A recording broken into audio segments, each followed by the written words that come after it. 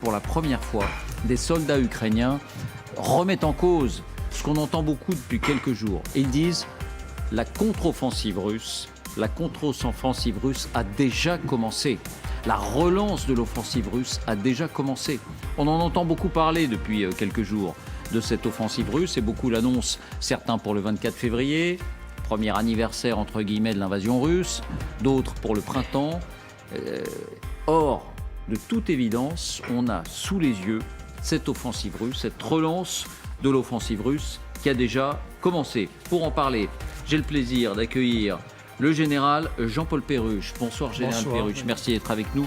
Ancien directeur général de l'état-major militaire de l'Union européenne. J'ai le plaisir d'accueillir Galia Ackerman. Bonsoir Galia, directrice de la rédaction du média en ligne Desk Russie. Bonsoir Jean-Dominique Merchet. Bonsoir. Éditorialiste et chargé de ces questions de défense et de stratégie au quotidien L'Opinion, et Chloé Ridel. Bonsoir. Chloé Ridel, vous êtes directrice adjointe de l'Institut Rousseau.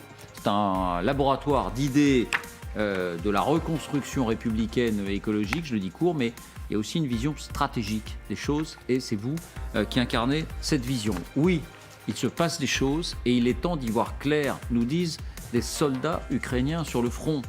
Et on sent bien que quelque chose se passe ces dernières heures. L'offensive russe dont on parle tant, elle a déjà commencé, nous disent-ils, on l'a sous les yeux. Il est temps de regarder la réalité en face. Voici les indispensables avec Justine Fraissinet. Bonsoir Justine. Bonsoir David, bonsoir à tous. La mobilisation, l'offensive russe, a déjà commencé. Qui le dit précisément ? Eh bien, ce sont les premiers concernés, les soldats ukrainiens eux-mêmes qui sont en première ligne dans le Donbass. Vous allez écouter ce soldat abattu, épuisé, presque en colère devant ceux qui s'interrogent encore. Écoutez-le. Друзі, що відбувається? В усіх засобах масової інформації, на всіх інтернет-ресурсах постійно розганяється інформація про те, що буде наступ, там сумасшедший. І якось мимо проходить уваги того, що наступ уже йде. En clair, il pense que l'on sous-estime aujourd'hui ce qui est en train de se passer, l'afflux de combattants russes, la multiplication également des fronts par Moscou. Écoutez-le. І наступ серйозний в районі Бахмута, там Соледара, Вугледар, на Авдіївку. Все, що було зрозуміло, все, що є боєспособне, вони кинули на цей напрямок. Самі вирішальні бої зараз уже тут і зараз йдуть. Друзі, ситуація там тяжка, досить таки тяжка, але і наразі тактику, яку вони опробували там в Солідарі, наразі вони застосовують і по лінії зіткнення, тому що бронетехніки мало, м'яса багато. Est-ce que d'autres informations, est-ce que d'autres observateurs confirment que cette relance de l'offensive russe, on l'a effectivement sous les yeux dès maintenant ? Oui, selon l'expert militaire américain Michael Kaufman, la Russie a probablement doublé le nombre de ses soldats depuis octobre. Kirilo Boudanov, le nouveau ministre de la Défense, ancien chef des renseignements ukrainiens, va encore plus loin. Selon les dernières estimations ukrainiennes, environ 326 000 combattants russes sont actuellement en Ukraine. Pour bien prendre l'ampleur de ce chiffre, ils étaient 125 000 déployés au début du conflit. Pour prendre l'ensemble du pays, il serait donc entre 250 000 et 326 000 aujourd'hui, essentiellement concentrés sur 250 km de front. Mais est-ce que ça se traduit dès maintenant par des avancées pour la Russie ? Bien, en tout cas, elle revendique des victoires. Cet après-midi, le ministre russe de la Défense, Sergueï Shoïgu, parle effectivement de succès. Les combats évoluent avec succès dans les zones de Bakhmout et de Vuhledar. Moscou revendique d'ailleurs la prise de 7 localités autour de Soledar. Mais les Russes ne sont pas les seuls à le dire. Les renseignements britanniques, toujours très bien informés dans ce conflit, l'établissent eux aussi. Et ils pointent ce matin 3 gros axes d'avancée. Ce sont ces 3 flèches rouges que vous voyez ici. Un axe au nord, qui est dans la région de Louhansk. Les Russes gagnent du terrain autour de Kremina, en direction de cette ville Liman, ville symbole, parce qu'elle a justement été reconquise par Kiev en septembre. Deuxième axe, il est tout au sud, sur cette carte, dans la région de Donetsk. Moscou avance aussi à Vuhledar. On voit cette grande zone, cette zone ici jaune qui est disputée. Et puis au milieu, le troisième axe, celui dont on parle le plus, évidemment, Bakhmout. Et ce soir, on peut le dire avec certitude, les Russes contrôlent la moitié de la ville, la moitié est, et ils continuent d'avancer par le sud et par le nord. Et la nouveauté, on y faisait allusion dès hier, c'est que de plus en plus de voix s'élèvent là-bas pour demander un retrait pur et simple des forces ukrainiennes. On en parlait hier, des unités sur place qui ont été rencontrées par le reporter du Monde, Rémi Ourdan, le réclament. Toute l'armée, jusqu'à l'état-major, pense depuis des semaines qu'il faudrait évacuer Bakhmout. Pavlo Kyrylenko, le gouverneur ukrainien de la région de Donetsk, le laisse aussi entendre avec cette petite phrase. Les soldats ukrainiens ne seront pas utilisés comme de la chair à canon pour tenir, coûte que coûte, la ville. De toute évidence, face à cette offensive russe qui est déjà en cours, on comprend que le sort de la ville ne tient plus qu'à un fil. Merci, Justine. Général Perruche, est-ce qu'on n'a pas voulu voir que cette offensive russe, dont on parle tant, mais comme étant une possibilité dans le futur, on l'avait sous les yeux? Il me semble, écoutez, qu'à partir du moment où Vladimir Poutine était engagé dans une sorte de fuite en avant, à la suite de ses mauvais résultats sur la première phase de l'offensive, et qu'il avait mobilisé autant de gens, il allait les utiliser à un moment donné. Alors les spéculations tournaient autour de quand est-ce qu'il va les engager, c'était ça. Et en fait, on voit qu'il en a engagé tout de suite, je crois à peu près 100 000, pour compenser les pertes et donc le déficit du rapport de force qu'ils avaient à ce moment-là. Je parle de septembre, octobre, novembre, début novembre. Hein, et le reste était à l'entraînement. Et on prétendait, on pensait qu'il faudrait au moins 3 mois, 4 mois pour former ces gens-là et les rendre opérationnels. En fait, comme le président russe, semble-t-il, n'attache pas une grande importance à la valeur des vies humaines, individuelles, il n'hésite pas à les engager plus tôt. Pourquoi plus tôt? Parce que précisément, il voit bien que les Ukrainiens vont se renforcer dans les temps à venir et qu'il y a sans doute une fenêtre d'opportunité pour essayer de grignoter un peu plus de terrain. D'où, d'abord, premier temps, l'offensive Wagner sur Bakhmout et Soledar, et puis renforcée maintenant par un certain nombre d'unités, y compris d'unités d'élite d'ailleurs, pour saisir précisément ce créneau d'opportunité et gagner du terrain. Ceci étant dit, pour moi, ce n'est pas du tout une offensive qui a portée stratégique qui va complètement renverser les Ukrainiens, parce que je ne doute pas que le général Zaloujny ait suivi ça de chef d'état-major ukrainien ait suivi l'évolution de la situation, bien renseigné qu'il est aussi sur les mouvements de troupes vers le front par divers services de renseignement. Et donc, je pense qu'il maîtrise assez bien la situation. Oui. Simplement, lui, il est dans une logique de préservation du capital humain, de ses forces, parce qu'il envisage toujours une contre-offensive lorsqu'il aura récupéré les armements et les munitions nécessaires. Bon, je reste sur la question principale qu'on pose. Est-ce qu'à force de s'imaginer la relance de l'offensive russe dans quelques semaines, dans quelques mois, on n'a pas vu que peu à peu, sans rien dire, à basse intensité, elle était en train de se produire sous nos yeux maintenant. Et on le voit, on estime qu'on est à 300 km² repris par les Russes depuis le début du mois de janvier. C'est pas énorme. Pour les Ukrainiens, je crois, septembre et novembre, Kherson et Izium, ça représentait à peu près 12 000 km². Mais l'initiative est côté russe. Elle est là et ça avance tous les jours un peu plus. Est-ce que vous partagez ce sentiment, Galia? Personnellement, je suis assez inquiète parce que dans l'armée ukrainienne, il y avait des rumeurs comme quoi l'offensive allait avoir lieu au printemps. Mais pour l'instant, nous ne voyons pas du tout d'offensive du côté ukrainien. Et en revanche, en effet, l'initiative appartient aux Russes. Ils ont pris de nombreuses localités. Et je crois que ça correspond à cette idée qu'au moins, il faut qu'ils prennent ce qu'ils ont formellement annexé. Et donc, avant que les chars n'arrivent, avant que peut-être les avions n'arrivent, il faut prendre ce qu'on peut prendre. Il y a de plus en plus de rumeurs aussi qu'il y aurait tôt ou tard une partition du territoire. Même l'ancien conseiller du président Zelensky, Arestovitch, qui a des dialogues quotidiens avec un avocat russe qui s'appelle Mark Feygin, qui bien sûr ne se trouve plus en Russie.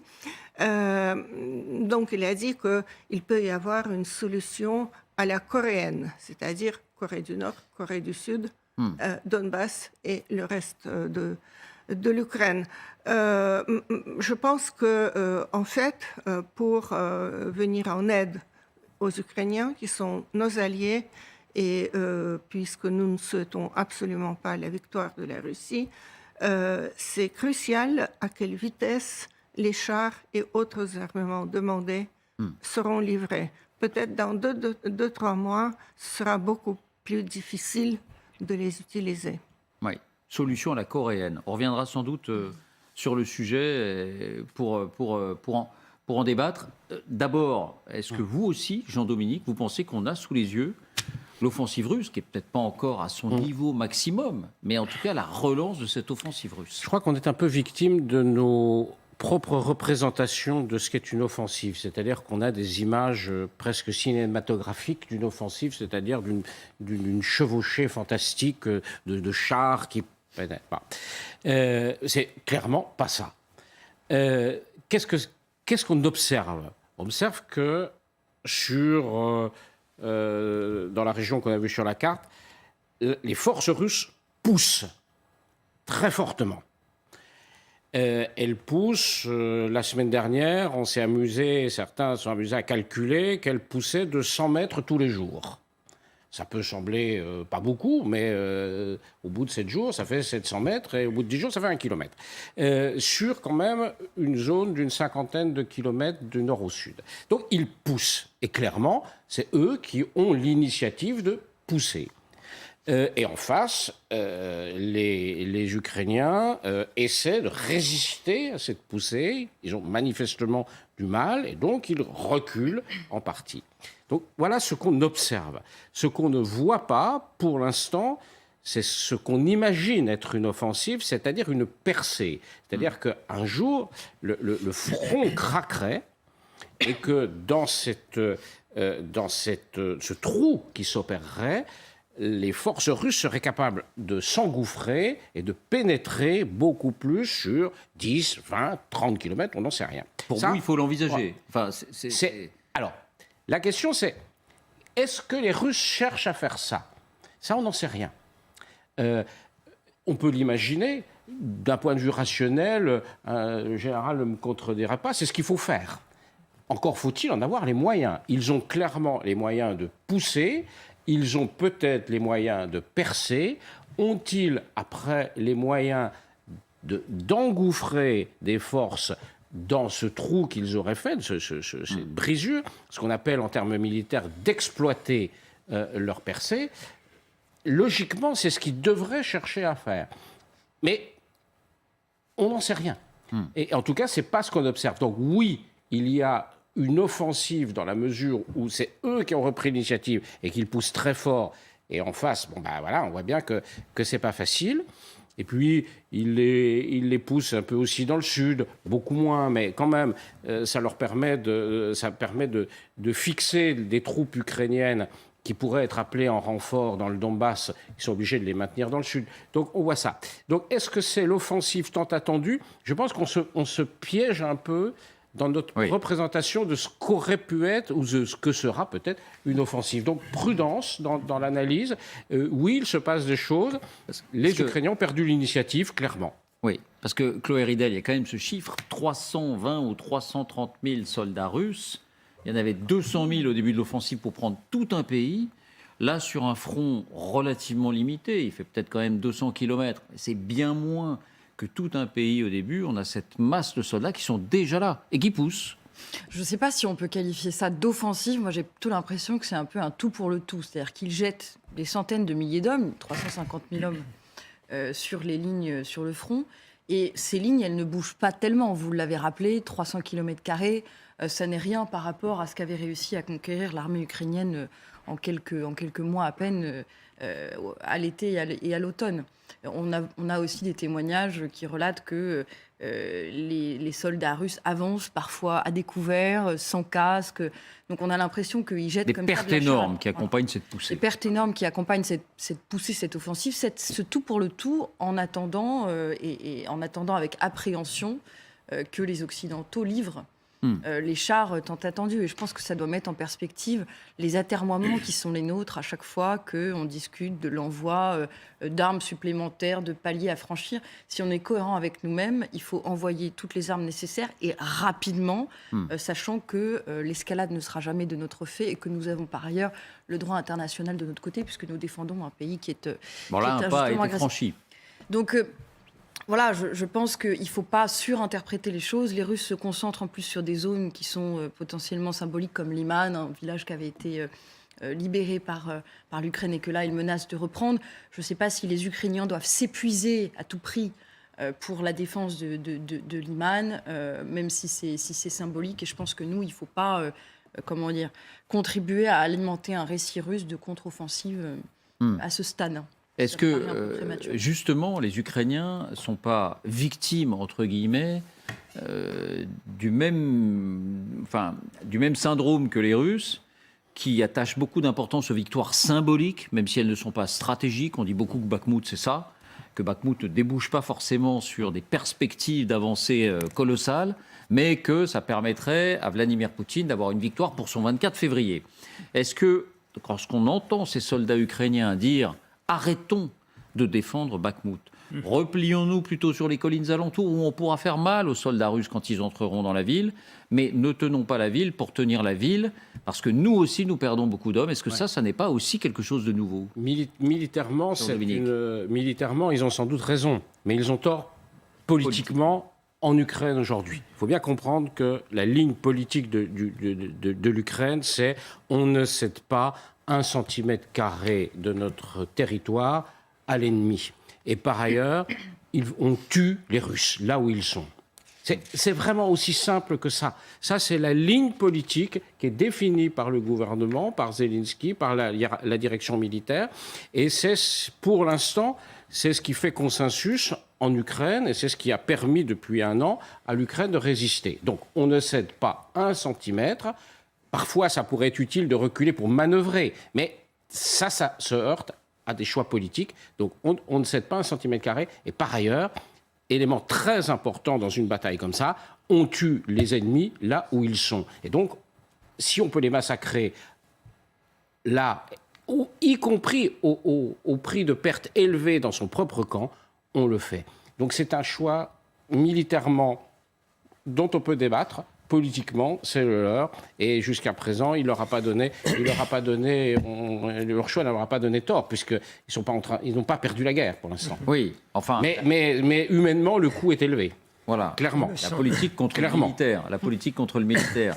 C'était aussi la logique en 2014 et 2015 dans le Donbass, quand les Ukrainiens défendaient des objectifs qui n'avaient plus aucune valeur stratégique, comme l'aéroport de Donetsk. C'est aussi de cette façon qu'ils ont défendu jusqu'au bout Mariupol.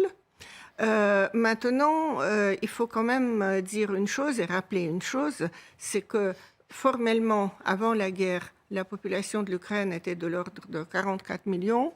Aujourd'hui, on évalue la population qui se trouve sur place à 30-35 millions. Et il y a beaucoup de gens, essentiellement femmes et enfants, bien sûr, qui ont quitté le pays, mais il y a aussi des millions qui ont été déportés des territoires occupés par les Russes, ce qui fait en clair que la Russie a pratiquement 4 fois et demi ou 5 fois plus d'habitants que l'Ukraine. Ce qui veut dire aussi que le potentiel de l'armée ukrainienne, potentiel humain, et peut-être pas 1 à 5, mais il est certainement beaucoup plus faible que le potentiel russe. Et dans ces conditions, je me demande, est-ce qu'il faut vraiment défendre Bakhmout jusqu'au bout? parce que dans cette guerre, nous avons vu, il y avait quand même de nombreuses localités et pas des localités petites comme Bakhmout, beaucoup plus importantes, qui ont changé de main, où les Russes ont pu gagner. Ensuite, ils ont été obligés de laisser. Le dernier, bien sûr, grand exemple, c'est Kherson. Donc, en soi, je ne vois pas de drame énorme. Je pense que je suis plutôt d'avis que, oui, l'Ukraine, qui a moins de potentiel humain, doit quand même préserver ses forces. Ceci dit, plus rapidement, ils auront, encore une fois, c'est un peu ma marotte, plus rapidement, ils auront les chars, peut-être les avions de combat, le renforcement du système de défense antiaérienne, etc., plus ils pourront reprendre l'initiative. Bon, je voudrais aussi vous montrer qu'il s'est passé quelque chose d'important, peut-être en Lettonie, avec visiblement les Russes qui appliquent contre des pays de l'OTAN ce que les Ukrainiens appliquent en Russie. On va voir ça dans un instant, mais simplement une question. Est-ce que compte tenu de cet état de fait, c'est-à-dire qu'on a sous les yeux la relance de l'offensive russe, même si elle n'est pas présentée comme telle, même si elle n'est pas complètement aboutie, est-ce qu'il y a un danger existentiel pour l'Ukraine à travers ce front-là qu'on observe? Ou est-ce qu'on n'en est pas là? Personnellement, je ne le crois pas. Je ne le crois pas parce qu'il faut revenir aussi, à la suite de ce que disait Jean-Dominique tout à l'heure, il faut échapper aux réactions un peu affectives pour considérer les réalités. Quelles sont les réalités dans une confrontation entre deux armées sur une ligne de front? C'est un rapport de force. Quel est le rapport de force aujourd'hui? On voit qu'il y a une supériorité numérique des Russes par rapport aux Ukrainiens en l'état actuel des facteurs. Mais quand on regarde la ressource disponible, on a parlé de 300 et quelques mille Russes en Ukraine, avec sans doute 200 000 derrière qui se préparent. Mais de l'autre côté, les chiffres que j'ai eus côté ukrainien, c'est 600 000 personnes qui sont prêtes à faire la guerre, et ça pourrait aller jusqu'à 1 million. Parce que justement, ils sont chez eux et qu'il y a une disponibilité qui est très supérieure à celle des Russes. Donc, je pense qu'il ne faut pas se laisser... c'est une guerre qui dure et qui va durer. Et donc, il ne faut pas se laisser abuser par la situation d'un jour ou même d'une semaine. Oui, je pense que, personnellement, je serais très étonné que les Ukrainiens perdent le contrôle en l'état actuel des facteurs et qu'ils subissent un renversement, voire une percée, comme ça a été dit par Jean-Dominique tout à l'heure. Bon, c'est très intéressant. Vous avez le même sentiment, Chloé Ridel? Oui, il n'y a pas péril en la demeure. J'ai le même sentiment. Je ne souhaite pas que cette guerre dure éternellement. C'est pour ça que je suis partisane qu'on envoie le plus d'armes possible pour qu'un rapport de force se crée favorablement pour l'Ukraine et qu'on puisse éventuellement en arriver à des négociations. Mais je pense que plus cette guerre dure et plus nous avons intérêt à soutenir l'Ukraine, cette démocratie qui, dans les confins de l'Europe, arrive à résister face à une puissance impérialiste. Et au contraire, moins la Russie, elle, a d'intérêt à s'empêtrer dans ce qui est une guerre coloniale pour elle. Et on sait que ça ne se finit jamais bien. Parce qu'on n'a pas intérêt à vouloir conquérir et annexer un pays qui, en réalité, fait preuve de résistance et va vous coûter énormément humainement et en argent pour le maintenir sous sa coupe. Donc je pense que nos intérêts... nous, on a intérêt et de plus en plus à soutenir l'Ukraine, alors que la Russie a de plus en plus, finalement, intérêt à se retirer